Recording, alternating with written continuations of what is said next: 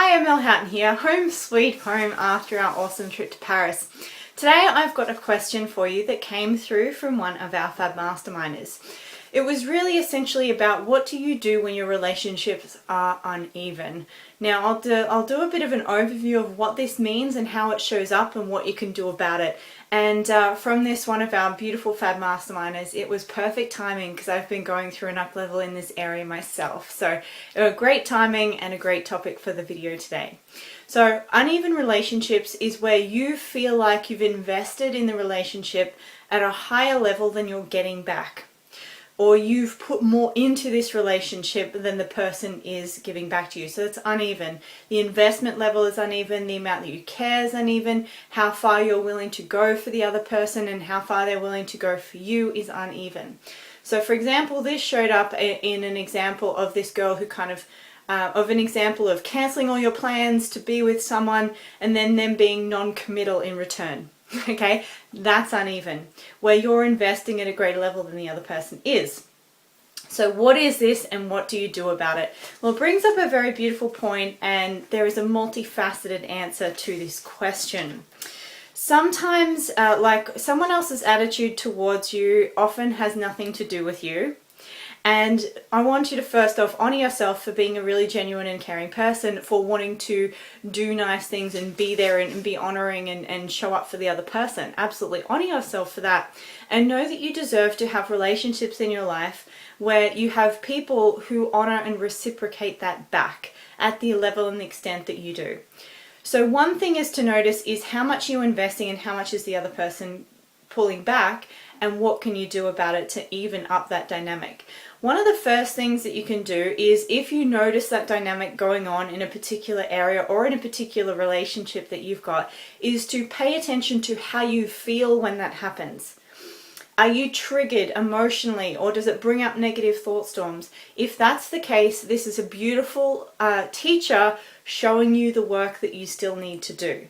So notice if you have that uneven relationship showing up where you invest a lot and you're not getting that same investment level back, how do you feel in response? And then the first step really is to go to work on that. What is the story you're making this mean about yourself? And usually if you're triggered in any way emotionally to a situation like that, it's because it's triggering an unmet need.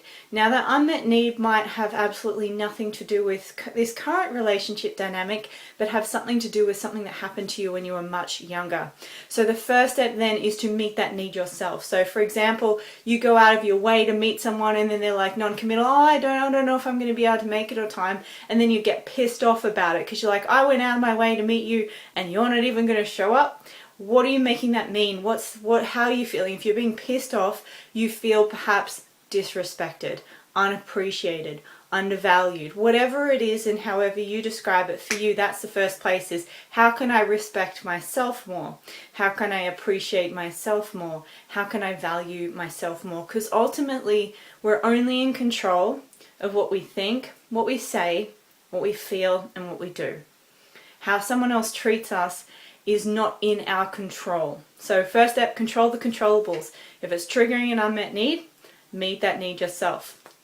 Cool. Second step is then to look at, is this relationship dynamic serving me or not serving me?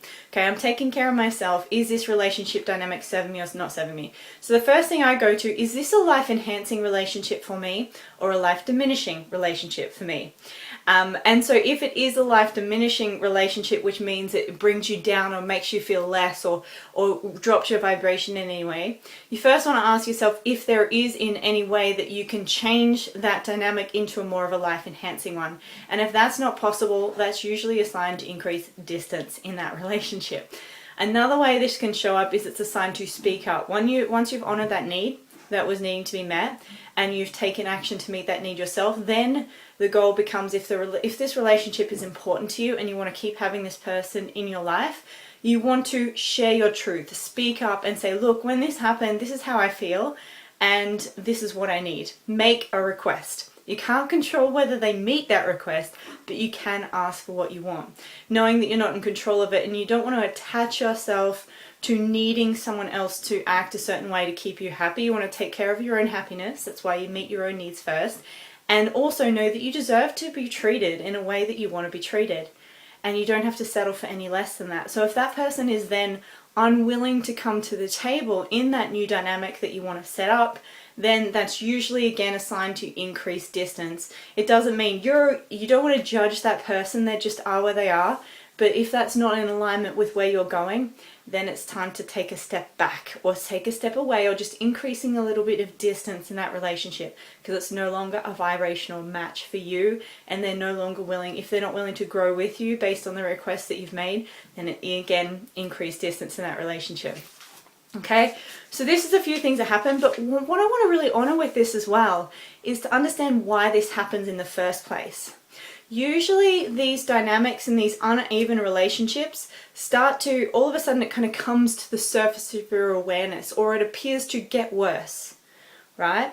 So something that was okay suddenly becomes more unbearable. So maybe they were a little bit like that, and then all of a sudden it's just started to piss you off more, or it's become more heightened. Usually when that happens, it's because you're growing. You're deciding on some level that you are worth more. So therefore, things in the world around you will start to shift. Things that you were tolerating that were beneath you start to become intolerable. And because basically it's in a response to you deciding that you're worth more, you've made a new decision that you're growing. So for example, the lovely lady in our mastermind, those dynamics are going to become more aware of how uneven they are because of your decision to join this mastermind. That's a decision to choose you, to say, hey, I'm worth more and I'm willing to grow and become the person that I'm really meant to be. So some of those unhealthy dynamics that you were tolerating suddenly come to the surface. Now, if someone else isn't willing to go on this growing path with you and they're still controlled by fear and controlled by their ego, they're not going to be happy with your new decision, and they may even fight against it, or if they're acting from the ego. But just remember, there's something greater that you're here for than pandering to the needs of someone else's ego. Okay, so it shows up usually when you've grown. So for example, myself, I've been through more than one evolution of this as I continue my own personal growth journey, because I love to learn and grow from all that I do. And so one of the things that showed up more recently is I chose to let go of an entire group of friends, and because it just, whenever I engaged with them, I felt shut down, like I didn't belong. I felt really constricted, like you didn't even see my energy when I'm doing that. Just not a great fit. So I let them go, and obviously I want to look at what I was making that mean about me. That's my work to do. And still, are they going to be open to having a personal growth conversation where I say, look, this is what I need? Nowhere near it. So time to let those people go.